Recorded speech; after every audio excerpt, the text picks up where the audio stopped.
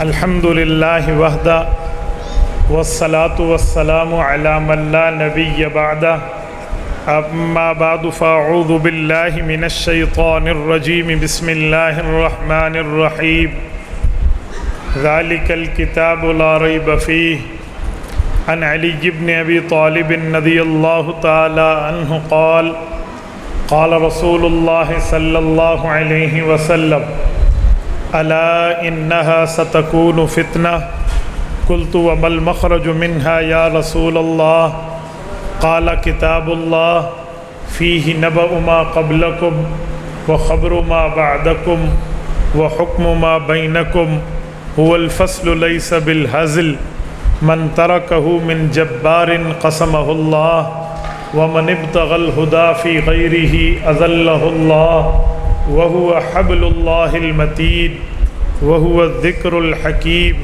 وهو الصراط المستقيم هو الذي لا تزيغ به الأهواء ولا تلتبس به الألسنة ولا يشبع منه العلماء ولا يخلق عن كثرة الرد ولا ينقضي عجائبه هو الذي إذ سمعته الجن حتى قالوا إنا سمعنا قرآنا عجبا يهدي إلى الرشد فآمنا به من قال به صدق ومن عمل به أجر ومن حكم به عدل ومن دعا إليه هدي إلى صراط مستقيم رواه الإمام الهمام الترمذي في جامعه صدق الله العظيم وبلغنا رسوله النبي الأمي الكريم ونحن على ذلك لمن الشاهدين والشاكرين والحمد لله رب العالمين۔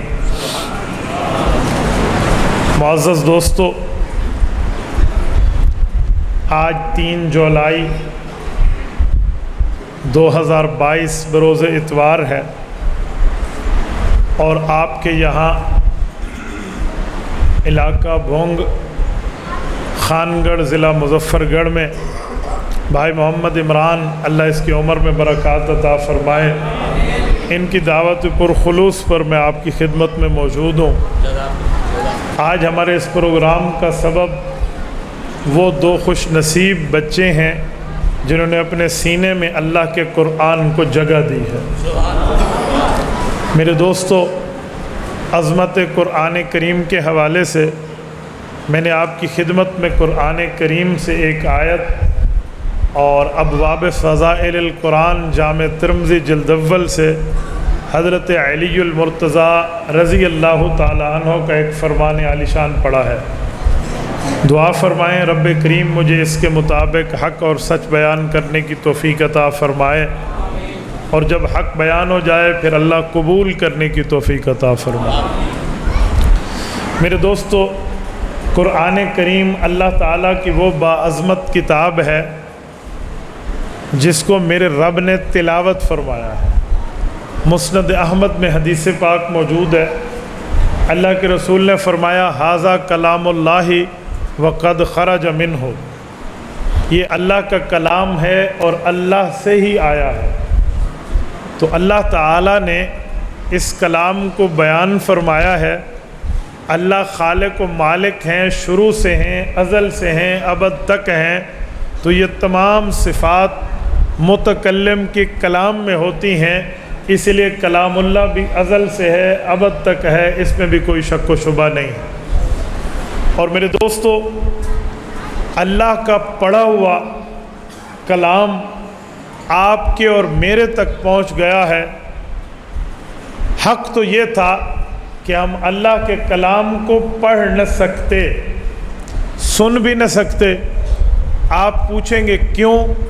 کہ خالق کی بات کو مخلوق سن لے جو نبی نہ ہو، ایسا ممکن نہیں ہے۔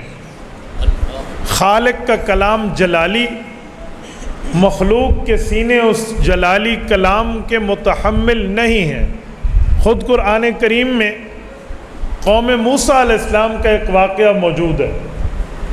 حضرت موسیٰ علیہ السلام کی قوم نے حضرت موسیٰ سے ایک مطالبہ کیا کہ ہمیں ہمارے خدا سے ملاقات چاہیے، ارنا اللہ جہرا، ہم اللہ تعالیٰ کو اپنی کھلی آنکھوں سے دیکھنا چاہتے ہیں، ہماری گفتگو کرا دیجئے، بات کرا دیجئے، ملاقات کرا دیجئے۔ حضرت موسیٰ علیہ السلام نے سمجھایا کہ خالق مخلوق سے نبی کے واسطے کے ذریعے بات کرتا ہے۔ اللہ نے مجھ سے بات کی، میں آپ سے بات کر رہا ہوں، آپ کو اطمینان رکھنا چاہیے، لیکن قوم مطمئن نہ ہوئی۔ اس وقت قوم نے 70 بندے نمائندہ بنائے، چلو ہر بندے سے ملاقات نہیں ہے تو ان 70 سے ملاقات کرا دیں۔ حضرت موسیٰ علیہ السلام کوہ طور پر جاتے تھے، وہاں پر رب کریم کے لیے اعتکاف کرتے، اللہ کی رضا کے لیے راتوں کے چلے کاٹتے تو رب کریم احکام نازل فرماتے۔ اب وہ 70 بندے حضرت موسیٰ کو آفر کر رہے ہیں کہ آپ چلیے کوہ طور پر اور ہم اللہ سے بات کریں تاکہ اپنی قوم کو بتا پائیں۔ حضرت موسیٰ علیہ السلام نے ان کی نادانی کو گوارا کیا اور انہیں لے کر کوہ طور پر آئے۔ اللہ کا کلام، میں اس کا مفہوم پیش کر رہا ہوں۔ جب یہ کوہ طور پہ پہنچے، میرے مولا ارین اللہ جہرا، ان کا دعویٰ ہے کہ ہمیں اللہ دکھا دو۔ فرمایا لن ترانی، نہیں دیکھا جا سکتا، آپ نہیں دیکھ سکتے۔ کہا میرے مولا ان کا مطالبہ، تو رب نے فرمایا انظر الی الجبل ان استقر مکانہ، بس پھر ایسا کر لو، اگر ان کو زیادہ شوق ہے انہیں کو ذرا اس پہاڑ کو دیکھو۔ بھئی پہاڑ کو کیوں دیکھیں؟ کہا اللہ اس پہ تجلی ڈالیں گے، اگر تم نے پہاڑ کو دیکھ لیا تو پھر اللہ کو دیکھنے کی باری بھی آ جائے گی۔ کہا جی بہت اچھا۔ سب نے نظریں پہاڑ پہ ٹکٹکی لگا کر لگا دی، اور رب کریم نے جب پہاڑ پہ تجلی ڈالی تو قرآن کہتا ہے وَخَرَّ مُوسَىٰ صَاعِقًا، قوم کے نبی حضرت موسیٰ بھی بے ہوشی میں چلے گئے، اور جو یہ سارے تھے یہ مر گئے، ان کا ککھ نہ بچا، بالکل موت کی وادی اور موت کی پاداش میں۔ اور جو بے ہوش ہوتا ہے وہ زندہ ہی ہوتا ہے، بے ہوش کو ہوش آتا ہے۔ حضرت موسیٰ علیہ السلام کی طبیعت پر افاقہ ہوا، ان بندوں کو مرا ہوا دیکھا تو حضرت موسیٰ کے دل میں ایک خیال گزرا۔ خیال یہ تھا کہ اللہ ان کو سزا تو ان کے کیے کی مل گئی، لیکن قوم کو میں کیا جا کر بتاؤں گا؟ انہوں نے تو انہیں سفیر بنا کر بھیجا تھا، جو اللہ کو دیکھا ہو، یہ بھی مر گئے، تو اب سوال تو وہی ٹھہرا ہے۔ حضرت موسیٰ نے یہی بات دعا میں عرض کر دی۔ اللہ تعالیٰ باوجود ایک علم رکھتے ہیں، لیکن موسیٰ علیہ السلام سے اس کی زبان سے پوچھا آپ چاہتے کیا ہیں؟ کہ میرے مولا میں یہ چاہتا ہوں انہیں دوبارہ زندگی ملے اور اپنی زبان سے جا کے اپنی کارگزاری سنائیں کہ ہمارے ساتھ یہ ہوا ہے، اسی لیے نبی کے واسطے کو مان لو۔ رب نے دعا قبول کی، 70 بندہ زندہ ہوا، موسیٰ علیہ السلام کے ساتھ ہوا، قوم کو جا کر بتا دیا۔ میں واقعہ نہیں سنا رہا، میں جھلکی دے رہا ہوں اپنی اس دلیل پر جو میں نے دعویٰ کیا۔ اس پورے واقعے سے ایک بات سمجھ آتی ہے کہ مخلوق کی بات خالق کی بات مخلوق سن پائے بغیر نبی کے واسطے کے، یہ مخلوق متحمل نہیں ہے۔ تو ہم اللہ کا کلام سنتے بھی ہیں، اللہ کا کلام پڑھتے بھی ہیں، کیوں؟ ہماری قد موسیٰ علیہ السلام کی قوم کی قدوں سے زیادہ نہیں ہے۔ الذین جابوا الصخر بالواد، ہمیں پورا ترتیب کا نظام لگانا پڑتا ہے۔ لفٹ جسے آپ کہتے ہیں گو بدھو، لفٹ لگانی پڑتی ہے، پھر جا کے اپنے گھر بناتے ہیں۔ اور قرآن کہتے ہیں جابوا الصخر بالواد، وہ اپنی ہاتھوں سے یوں پہاڑوں پہ گھر بنا دیا کرتے تھے۔ ان کے قد تو بہت بڑے تھے، ان کی طاقتیں ہم سے زیادہ تھیں، ہماری طاقت بھی ان سے کم، ہماری قد و قامت بھی ان سے کم، اس کے باوجود بھی قرآن پڑھا جا رہا ہے، سنا جا رہا ہے۔ کیوں؟ دو باتیں ہیں، یا تو ہماری طاقت زیادہ ہے، یا نعوذ باللہ وہ کلام خدا نہیں ہے۔ تو کیا ہوگا؟ میں نے کہا جی دونوں باتیں غلط ہیں، نہ ہماری طاقت ان سے بڑھ کے ہے، نہ یہ ہے کہ وہ کلام خدا نہیں ہے، وہ کلام خدا بھی ہے، ہم طاقت میں کمزور بھی ہیں۔ تو پھر کیوں اللہ کی بات سن بھی لیتے ہیں، پڑھ بھی لیتے ہیں؟ اس کی ایک وجہ ہے، وہ وجہ قرآن کریم میں رب نے ذکر کی ہے مختلف مقامات پہ۔ میں وہ مقام پیش کر رہا ہوں جو آپ میں سے ہر بندے نے اکثر سنا ہوگا۔ نماز میں بھی ہمارے ائمہ یہ آیت پڑھتے ہیں لو انزلنا ھذا القرآن علی جبل لرأیتہ خاشعا متصدعا، کہ اگر پہاڑ پر قرآن اترتا تو پہاڑ میں دو چیزیں ہو جاتی، خشوع اور تصدع، خاشعا متصدعا۔ یہ دو چیزیں کیا ہیں؟ دو چیزوں کا لفظی ترجمہ علماء کرتے ہیں کہ پہاڑ ریزہ ریزہ ہو جاتا۔ یہ لفظی ترجمہ نہیں ہے، با محاورہ ترجمہ ہے۔ میں لفظوں کا معنی بتاتا ہوں کہ خشوع کیا ہے اور تصدع کیا ہے۔ لرأیتہ خاشعا متصدعا، اگر پہاڑ پر قرآن اترتا تو خشوع ہو جاتا اور تصدع۔ خشوع کیسے کہتے ہیں؟ قرآن کریم میں ہے الذین هم فی صلاتہم خاشعون، آنکھ کے جھکانے کو خشوع کہتے ہیں۔ تو پہاڑ کی آنکھ کیسے جھکتی؟ کیا مطلب؟ آنکھ جھکا ایک محاورہ ہے۔ کوئی بندہ کہے میں یہ کام کر سکتا ہوں، سامنے والا کہے تو نہیں کر سکتا، چیلنج لگ گیا، جی لگ گیا، کرو، اور وہ نہ کر پائے تو اگلے کہتے ہیں اب آنکھیں نیچی ہو گئی ہیں، آنکھیں جھک گئی ہیں۔ کیا مانا؟ ہار مان گیا ہے، شکست کھا گیا ہے، شرمندہ ہے، شکست خوردہ ہے، آنکھیں جھک گئی ہیں۔ قرآن کہتے ہیں لرأیتہ خاشعا، اگر قرآن پہاڑ پہ آتا، جو پہاڑ کی طاقت ہے نا وہ خم ٹھونک کر کھڑا ہوا ہے، سینہ سپر ہو کر ٹھہرا ہوا اپنے مقام پہ، تو یہ اپنا ٹھہراؤ قائم نہ رکھتا، اس کی آنکھیں جھک جاتی کہ قرآن کا وزن میں پہاڑ بھی نہیں اٹھا سکتا۔ نمبر 2 متصدعا، پہاڑ میں تصدع ہوتا۔ تصدع کسے کہتے ہیں؟ کوئی چیز کے اندر اتنی گیس بھر دی جائے، اندر میں اتنی تپش ہو، اندر کی اتنی حرارت اور گرمی ہو کہ وہ اپنے اندر کی گرمی کی وجہ سے پھٹ جائے، بلاسٹ ہو جائے۔ میں مثال جدید زبان میں سلنڈر کی دیتا ہوں۔ گیس کا سلنڈر باہر کی گرمی سے کم اندر کے پریشر سے زیادہ پھٹتا ہے، ایسے پریشر کوکر ہے، وہ اندر کی گرمی سے پھٹتا ہے۔ تو قرآن کہتا ہے جب پہاڑ پر قرآن اترتا متصدعا، اس میں دوسری صفت یہ پیدا ہوتی کہ پہاڑ ایسے پھٹتا گویا ریزہ ریزہ ہو جاتا۔ اب سنو، تو قرآن تو اتنا وزنی ہے، ہمارا سینہ، بلکہ ہمارا سینہ چھوڑو، ان دو خوش نصیب بچوں کا سینہ اٹھائے ہوئے ہے جو ابھی قرآن کریم آپ کے سامنے مکمل کریں گے، تو ان کے سینے کو تو کوئی تکلیف نہیں ہے، کسی حافظ قرآن کے سینے کو تو کوئی تکلیف نہیں ہے، ہماری زبانیں تو نہیں جلتی۔ وجہ؟ اب سنو وجہ کیا؟ سورت محمد کا پہلا صفحہ، رب کریم نے فیصلہ فرمایا، رسالت مآب علیہ الصلوۃ والسلام پر قرآن کریم اترا ہے اور وہ کلام خدا ہے، اس میں کوئی شک نہیں ہے، اور وہ اللہ تعالیٰ کی بات ہے۔ آپ اور ہم سنتے بھی ہیں، آپ اور ہم پڑھتے بھی ہیں، ہماری اوپر کانوں پر بھی گزرتا ہے، ہمارے دل پر بھی گزرتا ہے، سارے معاملات بھی ہوتے ہیں، لیکن اس کے باوجود بھی کلام خدا کی وجہ سے ہمارے دل دکھتے نہیں ہیں۔ وجہ؟ فرمایا نزل علی محمد وهو الحق من ربهم، کہ ہم نے پہاڑ پر قرآن نہیں اتارا، ہم نے پہلے محمد کریم کے سینے پر اتارا ہے، پھر تمہیں ملا۔ اب توجہ رکھنا، یعنی پہاڑوں میں طاقت نہیں تھی قرآن کے تحمل اور اٹھانے کی، جو طاقت آپ کے اور میرے نبی کے سینے میں رب نے رکھی ہے۔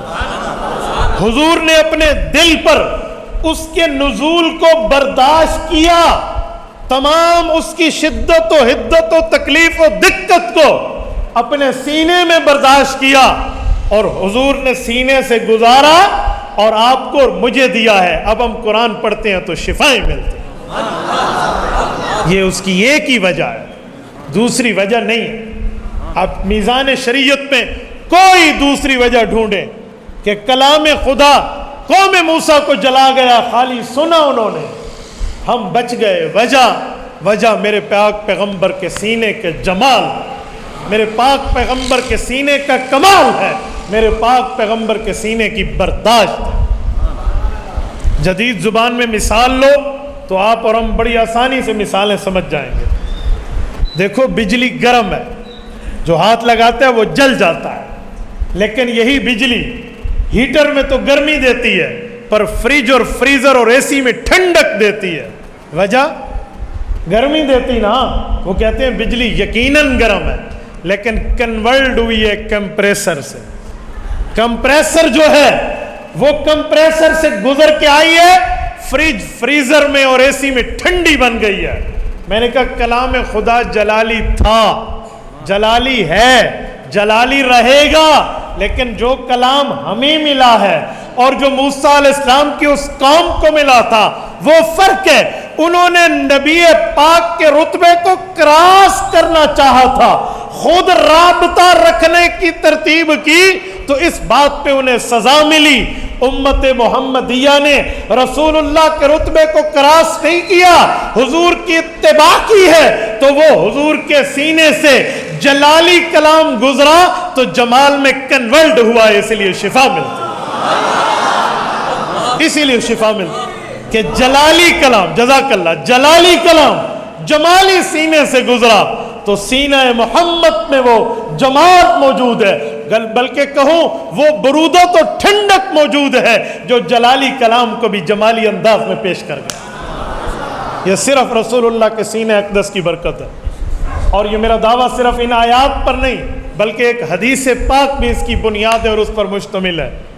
مسند احمد میں حدیث ہے، اللہ کے رسول نے حضرت ابو بکر صدیق کو فرمایا تھا، یا ابا بکر شیبتنی ہود و اخواتہا، کہ ابو بکر ایک بات سنو، آج میں تمہیں اپنی طبیعت بتا رہا ہوں. ابھی تک بات شریعت کی تھی، اب بات طبیعت کی ہے. یا رسول اللہ فرمائیے آپ کی طبیعت کی بات کیا ہے؟ فرمایا ابو بکر یہ سورۃ ہود اور اس جیسی تفصیلی قرآن کی صورتیں اتری ہیں جن میں قیامت، قبر، آخرت، واعظ، نصیحت، تذکیر، یہ باتیں ہیں، آخرت کی باتیں ہیں. اس قرآن کے اترنے نے تیرے نبی کی جوانی کو بڑھاپے میں بدل دیا. شیبتنی ہود و اخواتہا. آپ اندازہ لگا لیں حضور پاک اپنی کتنی تکلیف کا اظہار فرما رہے ہیں کہ میرے سینے میں رب کریم نے جو قرآن اتارا میں نے کتنی تکلیف سے برداشت کر کے تمہیں کلام خدا دیا. تو میرے دوستو آج ہم کلام اللہ پڑھتے ہیں، ہماری زبانیں نہیں جلتی، ہم نہیں جلتے، ہمارے کان نہیں پھٹتے، بلکہ سکون اور راحت ملتی ہے. اس کی وجہ میرے پاک پیغمبر کا سینہ. تو پھر یہ بات مجھے کہہ لینی چاہیے کہ دنیا کے پہاڑوں میں وہ استقامت نہیں ہے، دنیا کے پہاڑوں کے پتھروں اور سنگریزوں میں وہ طاقت، وہ جرت، وہ ہمت، وہ سکت، وہ قوت، وہ پاور نہیں ہے جو اکیلے میرے پاک پیغمبر کے سینے میں رب نے رکھ دی. یہ ہے ایک نبوت کے احسانوں میں ہم پر احسان کی تفصیل. اب میں ایک جملہ اسی بنیاد پر کہنے لگا ہوں. جب رسالت مآب علیہ الصلوۃ والسلام نے اس قرآن کے اترنے میں اتنی قربانی دی ہے تو آپ کا اور میرا حق بنتا ہے کہ ہم اپنی جان، اپنا مال، اپنی اولاد، اپنے اوقات پیغمبر کریم کی تکلیف والے سینے کے مقاصد پر لگا دیں. آج جو ہم مدارس والے، مکاتب و مساجد والے عوام کو کہتے ہیں کہ آپ اپنی اولادوں کو قرآن کریم پر لگا دو، لوگ سمجھتے ہیں مولویوں کو اپنے وظیفے کی فکر ہے، لوگ سمجھتے ہیں مولویوں کو اپنے چندے کی فکر ہے. اللہ کی قسم نہ چندے کی بات ہے، نہ ڈنڈے اور جھنڈے کی بات ہے، نہ وظیفے کی بات ہے، نہ رزق کی بات ہے. رزق ہر شخص کو ملے گا، اس وقت تک موت نہیں آتی جب تک رزق نہیں ملتا. یہ بات ایک ہی ہے کہ مولوی پیغمبر کا وارث ہے، اسے اپنے نبی پاک کے سینے کی تکلیف کا احساس ہے، تبھی قرآن کریم کے مکاتب کھول کے حضور کے مقصد کو پھیلا رہا. ایک ہی وجہ، ایک ہی وجہ. ورنہ رزق، میں ایک جملہ کہتا ہوں اگر آپ محسوس نہ کرو بلکہ مجھے کہہ لینا چاہیے، رزق اللہ کتے اور خنزیر کو بھی دیتا ہے، اس کو بھی رزق سے محروم نہیں رکھا. ہم تو پیغمبر علیہ السلام کے امتی ہیں، ہم کب رزق سے محروم ہو سکتے ہیں؟ جی نہیں. الا وان النفس لن تموت حتى تستكمل رزقها. جمعہ کے خطبے میں آپ حدیث پاک سنتے ہو، حضور نے اعلان فرمایا، الا اے لوگو خبردار ہو جاؤ، وان النفس لن تموت حتى تستكمل رزقها.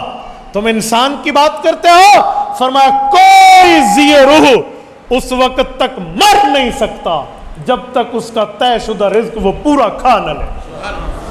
رزق کی بات نہیں ہے، ہم نے کوئی رزق کے اڈے نہیں بنائے ہوئے، مکاتب اور مدارس اور مساجد، یہ رزق کی باتیں نہیں ہیں۔ مولویوں کو رسول اللہ کی تکلیف کا احساس ہے، اور عوام میں بھی ان بندوں کو احساس ہے جو ان کے ساتھ جانی مالی اولادی تعاون کرتے ہیں، چاہے اولاد کی شکل میں، چاہے جان اور اوقات کی شکل میں، چاہے اموال کی شکل میں۔ اصل ہمیں یہ بات سمجھانی ہے۔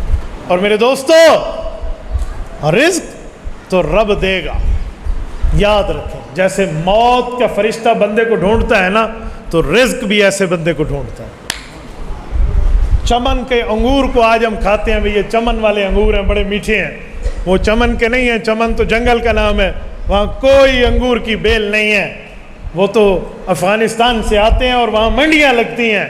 آپ چمن جا کر دیکھیں، وہاں پہاڑ ہیں، اور پہاڑ بھی چٹیل پہاڑ ہے، اس پہ درخت کیا ایک پودا بھی نہیں ہے چمن میں حضرت۔ یہ انگور ہم کھاتے ہیں، نام چمن کا انگور ہے۔ سنو، اگر اس انگور پر میرا نام لکھا ہے تو جس ٹرک میں آئے گا، جس ٹرک کی پیٹی میں آئے گا، کون لائے گا، کون پہنچائے گا، مجھے اس سے سروکار نہیں ہے۔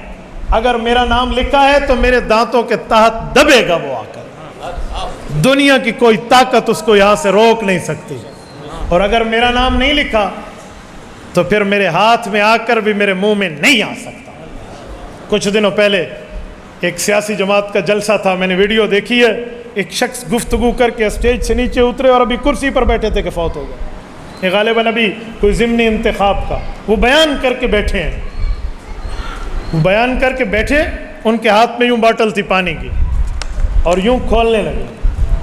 ویڈیو بن رہی تھی، کسی کو کیا پتا کہ موت کا وقت کب ہے۔ ابھی اس نے یوں ڈھکن کھولا، پینے ہی لگا، پیا نہیں تھا کہ اس کی موت واقع ہو گئی۔ وہ گر گیا، لوگوں نے اٹھایا، جلسے میں ہاں ہاں پڑ گئی، ہوئے کیا ہوا، کیا بات ہے، فلاں۔ اب میری بات سمجھانے کا مطلب اس پر کوئی طنز کرنا نہیں ہے، سمجھانے کا ایک ہی مقصد ہے کہ دیکھو، اگر اس پانی پر اس کا نام نہیں لکھا تھا، اس کے ہاتھ میں ڈھکن کھل گیا ہے، نصیب نہیں ہوگا، تو رزق بندے کو ملے گا۔ یہ کون کہتا ہے کہ ہم نے کوئی رزق کی وجہ سے یہ ترتیبیں رکھی ہیں؟ بھائی، ہمیں رسول اللہ کی تکلیف کا احساس۔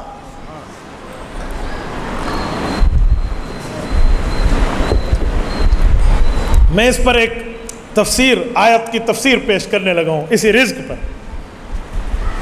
12واں پارہ شروع ہو رہا ہے، وَمَا مِن دَابَّةٍ فِي الْأَرْضِ إِلَّا عَلَى اللَّهِ رِزْقُهَا۔ اس آیت کے تحت امام محمود آلوسی رحمہ اللہ نے تفسیر روح المعانی کی 12ویں جلد کے پہلے صفحے پہ اسی آیت کی تشریح میں ایک واقعہ لکھا ہے حضرت موسیٰ علیہ السلام کی قوم کا۔ کہ قوم موسیٰ جنگل میں چلتی جا رہی ہے، حضرت موسیٰ علیہ السلام ساتھ ہیں، ایک پہاڑ آیا تو پہاڑ پہ حضرت موسیٰ علیہ السلام نے زور سے ڈنڈے سے ضرب ماری، پہاڑ سے پتھر نکلا، پتھر پہ ڈنڈا مارا، پتھر 2 ٹکڑے ہوا، اندر ایک کیڑا تھا جو پہاڑ میں، پہاڑ کے پتھر میں اندر کیڑا، اور اس کا جو کھانا پینا اس کے شایان شان تھا، وہی رزق بھی اس کے ساتھ تھا جو پتھر کے اندر کیڑا ٹمٹما رہا۔ یہ امام محمود آلوسی کی تفسیر روح المعانی پڑھ رہا ہوں میں، کوئی جنگ اخبار کا صفحہ نہیں سنا رہا آپ کو۔ کیڑا منہ ہلا رہا ہے، اور وقت کے نبی تو ان تمام حشرات الارض کی زبانیں جانتا ہے۔ حضرت موسیٰ علیہ السلام نے اٹھا کر اس پتھر کو کان سے لگایا تو کیڑا 5 جملوں کا اعلان کر رہا ہے، سبحان من یرانی یعرف مکانی یسمع کلامی یرزقنی ولا ینسانی۔ کیا مطلب؟ کیڑا توحید بیان کر رہا ہے، کہتے سبحان من یرانی، میرا رب تو ہر قسم کے شرک و عیب سے پاک ہے جو مجھے ادھر بھی نگرانی کر رہا ہے۔ یعرف مکانی، اور میں اتنے پردوں کے اندر چھپا ہوا ہوں پتھروں میں جہاں ہوا کی بھنک نہیں پہنچ سکتی، ادھر بھی تو میرے ایڈریس اور میرے پتے سے واقف ہے۔ یعرف مکانی یسمع کلامی، ادھر میں دعا کرتا ہوں تو میری دعا کو قبول کرتا ہے۔ یہ سامعہ قبولیت کے معنی میں، سمع اللہ لمن حمدہ، رب نے میری سن لی یعنی قبول کر لی۔ یسمع کلامی، ادھر بھی میری رب دعا قبول کرتا ہے۔ یرزقنی، مجھے رزق چاہیے تو رب رزق دیتا ہے۔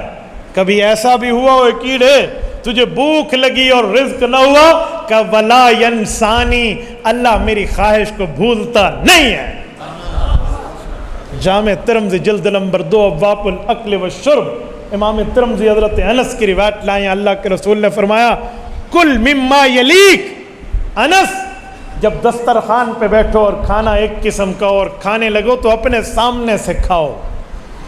کیا مطلب؟ لوگ کہتے ہیں کھانے کا ادب ہے، بالکل ٹھیک ہے، کھانے کے آداب میں ایک ادب ہے، اپنے سامنے سے کھا لو، لیکن اس پہ کچھ اور بھی سمجھایا جا رہا ہے۔ وہ کیا ہے کہ دوسرے کی خوراک اٹھا کر اپنے سامنے نہ رکھ، بلکہ تو اس بات پر ایمان رکھ جب آج کا کھانا اللہ نے تیری تقدیر میں لکھا تو تیری خواہش اور ضرورت کو رب بھولا نہیں تھا۔ کل مما یلیک، اپنے سامنے سے کھا لے۔ تو میرے دوستو، یہ مدارس و مساجد علماء کے رزق کے اڈے نہیں ہیں، رزق میرے رب رزاق کے ہاتھ میں ہے۔ یہ رسول اللہ کی تکلیف کے احساس کی بات ہے۔ اور اگلی بات سنو، کلام خدا جلالی کلام، اور اس جلالی کلام نے جب اترا ایک انقلاب لایا، حضور پاک کے دل میں خواہش اٹھتی تھی میرے اللہ یہ کلام اتر کے کہیں بھول نہ جائے، یہ کلام اتر کے آگے پہنچ نہ پائے، یہ خواہش اٹھتی میں کیا کروں، اس پر کیا کروں؟ تو حضور اپنا ایک کام فرماتے۔ وہ کام حضور پاک نے کیا کیا؟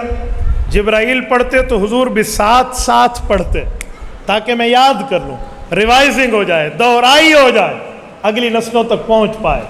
رب کریم نے سورۃ قیامہ رکوع نمبر 1 29واں پارہ، اللہ پاک نے فرمایا نبی پاک اب ہماری بات بھی سن لیں، لا تحرک بہ لسانک لتعجل بہ۔ اب سنیں، لا تحرک بہ لسانک لتعجل بہ، یہ لتعجل بہ وجہ بتائی جا رہی ہے۔ ہم آپ کی اس خواہش کو جانتے ہیں، اسی بنیاد پر آپ پڑھتے ہیں، آپ اس بنیاد پر آج کے بعد جبرائیل کے پڑھنے کے دوران مت پڑھیے۔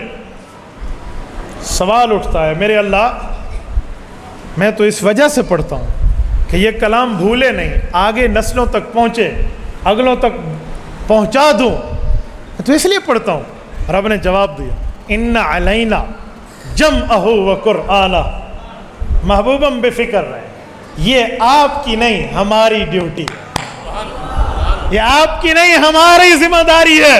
ان علینا، یہ ذمہ داری ہماری ہے۔ جمعہ، اکٹھا کیسے کرانا ہے، وقرآنہ، اس کو پڑھوا کر پہنچانا کیسے۔ آج بستی بونگ خان گڑھ ضلع مظفر گڑھ میں بیٹھے ہوئے ان 2 بچوں تک قرآن کریم پہنچا ہے جو عرب میں اترا تھا۔ 5000 کلومیٹر سے زائد مدینہ منورہ کا سفر ہے ہمارے ملک پاکستان سے۔ آپ ملتان سے بھی فلائٹ لیں تو کم از کم 5.5 سوا 5 گھنٹے کی فلائٹ مسلسل کی ہے بغیر کسی وقفے کے۔ مدینہ طیبہ کی فلائٹ، جدہ کی تو آپ تقریباً 4:30 میں پہنچ جائیں گے۔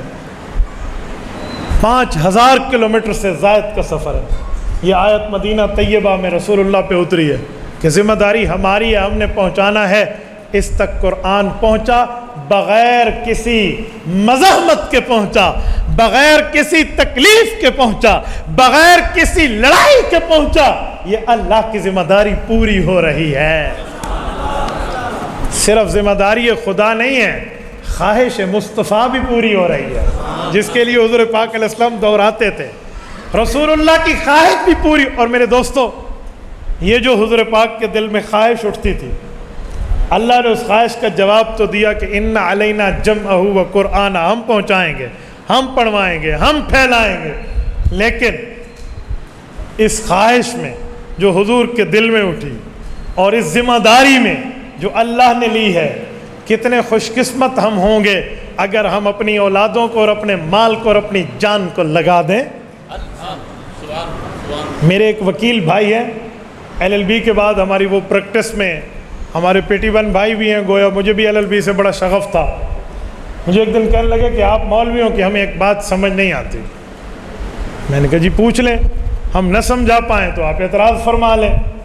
کہتے ہیں جی سوال یہ ہے، تم سارا دن ہمیں کہتے ہو ذمہ داری خدا کی ہے، اللہ قرآن پڑھوائے گا، انا نحن نزلنا الذکر، یہ جو پڑھ کے آپ سناتے ہیں۔ تو مجھے یہ سمجھ نہیں آتی کہ تم نے اتنے بڑے بڑے مدرسے حفظ کے کیوں بنا رکھے ہیں؟ جب ذمہ داری اللہ کی ہے، اللہ پہنچا دے گا، رٹے مروانے کی کیا ضرورت ہے؟ پڑھوانے کی کیا ضرورت ہے؟ قاری بیٹھا ہے، پڑھو بھائی، صبح پڑھو، دوپہر پڑھو، شام پڑھو، ہر وقت پڑھو. کیوں؟ اللہ پہنچائے گا، اللہ پڑھائے گا. آپ کو تو بے فکر ہو جانا چاہیے. لیکن نہیں، تم نے اپنے مدرسے کھول کے خواہ سے ایک کام شروع کر رکھا ہے. میں نے کہا جی بات تو آپ کی بظاہر معقول ہے لیکن حقیقت ایسی نہیں ہے. کہنے لگے کیوں؟ میں نے کہا آپ کے اعتراض کی وجہ کیا ہے؟ ایک ہی وجہ ہے کہ ذمہ داری اللہ نے لی ہے اسی لیے آپ چھوڑ دو. کہتے جی ہاں. میں نے کہا مجھے بتائیں آپ کو قرآن میں صرف یہ ایک ذمہ داری پتہ چلی ہے جو اللہ نے لی ہے یا کوئی اور ذمہ داریاں بھی ہیں جو اللہ نے لی ہیں؟ اب اس سے تھوڑا سمجھ سے بالا تر بات ہونے لگی کہ مولوی کہنا کیا چاہتا ہے. میں نے کہا اعتراض کے وقت تو آپ بڑی خوشی سے اعتراض کرتے ہیں نا، جواب بھی ہم فقیروں کا آپ سن لیں. مجھے بتائیں صرف اللہ نے قرآن کی حفاظت کی ذمہ داری لی ہے کوئی یا کچھ اور ذمہ داریاں بھی اللہ نے لی ہیں؟ کہتے ہیں رب کی تو بہت سی ذمہ داریاں ہیں. میں نے کہا مثلاً کوئی 2-4 مجھے گنوا دیں تاکہ ذمہ داری کے ساتھ ذمہ داری میں پیش کر سکوں. کہنے لگا اللہ کی بہت سی ذمہ داریاں ہیں. میں نے کہا کوئی ایک گنوا دیں. وہ نہ گنوا پایا تو میں نے کہا میں بتاتا ہوں، اگر آپ کو پسند آئے تو ٹھیک ہے. میں نے کہا رزق کی ذمہ داری بھی اللہ نے لی ہے؟ کہتے جی ہاں رزق بھی اللہ کے ہاتھ میں. میں نے کہا بس فائنل ہو گیا، توجہ رکھنا. میں نے کہا بس فائنل ہو گئی بات. کہتے ہیں کیا؟ میں نے کہا جب رزق کی ذمہ داری بھی اللہ نے لی ہے، قرآن کی ذمہ داری بھی اللہ نے لی ہے، آپ نے قرآن کے لیے اصول بنا دیا کہ آپ لوگ اس پر رٹا نہ مرواؤ، نہ کلاسیں پڑھاؤ. کہتے جی ہاں. میں نے کہا پھر آپ بھی تو دکانیں نہ کھولو، جاب نہ کرو، دکانیں بند، وکالت کا پیشہ کلوزڈ، گھر میں بیٹھ جاؤ. کوئی پوچھے کیوں؟ کہنا رزق کی ذمہ داری بھی اللہ نے لی ہے، اللہ دے گا.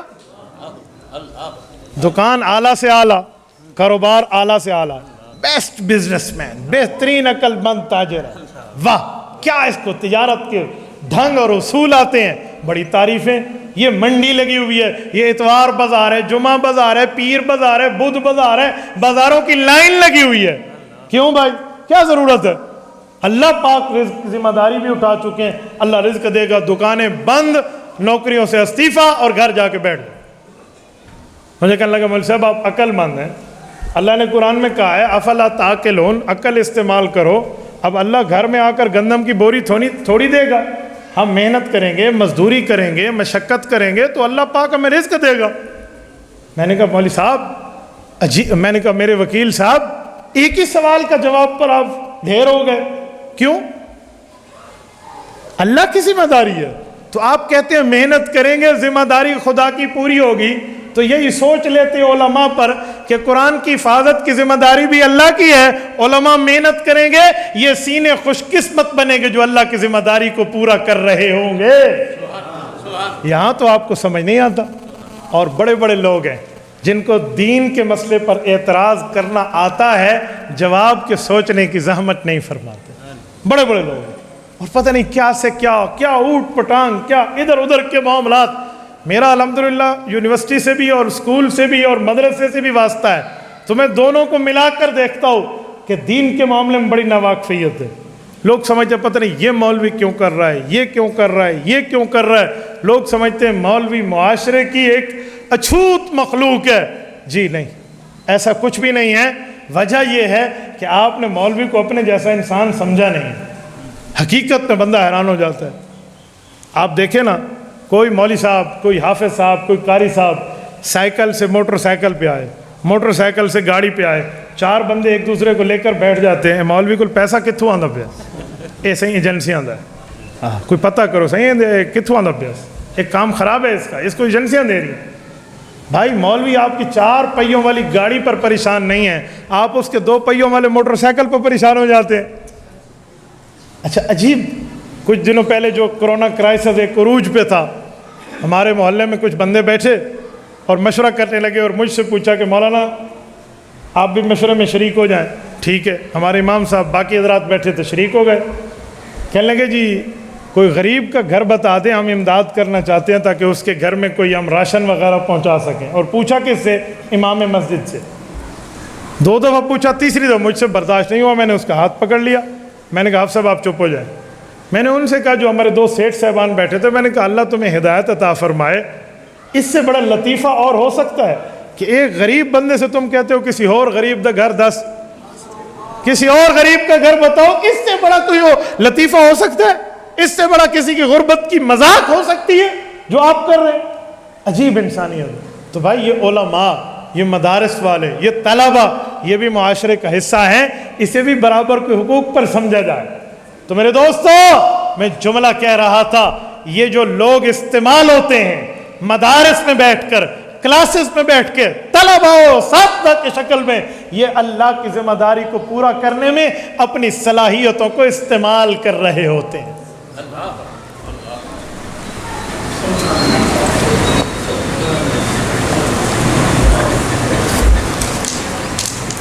میں اس پر تیسری بات کرنے لگا ہوں۔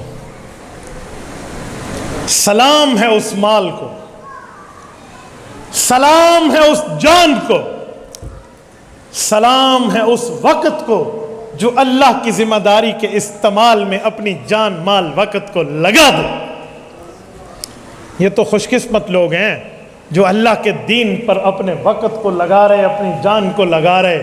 اگر ہم اپنے مال کو ان پر خرچ کر دیں، اپنی اولاد ان کے پاس بھیجیں جنہیں یہ قرآن پڑھائیں، سمجھائیں، سنائیں، لکھائیں، پڑھائیں، تو ہماری اولاد بھی خوش قسمت، ہمارا مال بھی خوش قسمت، ہماری جان بھی خوش قسمت۔ تو میرے دوستو، آج یہ تین باتیں میں نے آپ کی خدمت میں اسی لیے کی ہیں کہ ہمیں رسول اللہ کے اس تکلیف کا احساس ہونا چاہیے جو اللہ کے رسول نے آپ کے اور مجھ تک قرآن پہنچانے کے لیے برداشت کی۔ اگر ہمیں احساس ہے تو پھر ہم اپنی اولادوں کو اس دین پر لگائیں گے۔ لگاؤ گے؟ علماء میں، طلباء میں، حفاظ میں، قراء میں، دین کے کسی شعبے میں۔ اور دین کئی شعبوں کا نام ہے، صرف ایک شعبے کا نام نہیں ہے۔ دین کا ایک شعبہ یہ ہے کہ آپ دعوت و تبلیغ میں جائیں، خود بھی دین سیکھیں، دوسروں تک بھی دین پہنچائیں۔ دعوت و تبلیغ کے بعد دین کا ایک شعبہ یہ ہے کہ آپ مدرسے میں آئیں، مدرسے میں خود بھی پڑھیں، اپنی اولاد کو بھی پڑھائیں۔ دین کے شعبوں میں ایک شعبہ یہ ہے آپ خانقاہ میں بیٹھیں، کسی اللہ والے کے ہاتھ میں اپنا ہاتھ دیں، شیخ طریقت کے پاس بیٹھ کر اپنے دل کی غلیظ بیماریوں کو اور گناہوں کو دھونے کا طریقہ سیکھیں اور اس گناہوں پر ندامت اختیار کر کے گناہوں کو چھوڑنا سیکھیں۔ دین کا ایک طریقہ یہ بھی ہے کہ آپ اپنے بچوں کو عالم بنائیں، قاری بنائیں، اچھی آواز کے ساتھ دنیا میں قرآن کریم کو وہ پھیلائے۔ دین کا ایک طریقہ یہ بھی ہے کہ اگر جہاد فی سبیل اللہ میں رب آپ کو جانے کی توفیق عطا فرمائے تو آپ مرد حر بن کے، غازی بن کے اپنا کردار ادا کریں، کیونکہ مؤمن کبھی بزدل نہیں ہوا کرتا۔ اور دین اسلام کا ایک شعبہ یہ بھی ہے کہ اگر آپ ملک پاکستان میں ہیں، اگر آپ عالم ہیں تو اسلامی سیاست میں کردار ادا کریں، اور عالم نہیں ہے تو علماء کی سیاست کو کردار ادا کرنے کا ساتھ ضرور دیں۔ آج حیرانگی کی بات یہ ہے کہ لوگ مدرسے کو دین سمجھتے ہیں، تبلیغی جماعت میں جانے کو دین سمجھتے ہیں، اسی طرح خانقاہ میں اللہ اللہ کو دین سمجھتے ہیں، باقی معاملات میں دین سمجھتے ہیں۔ کوئی عالم دین سیاست اسلامیہ میں قدم رکھ کے دین کی حفاظت کے لیے آئے تو اس کو لوگ پریشان ہونے کی نظروں سے دیکھتے ہیں۔ مولوی کا سیاست میں کیا کام ہے؟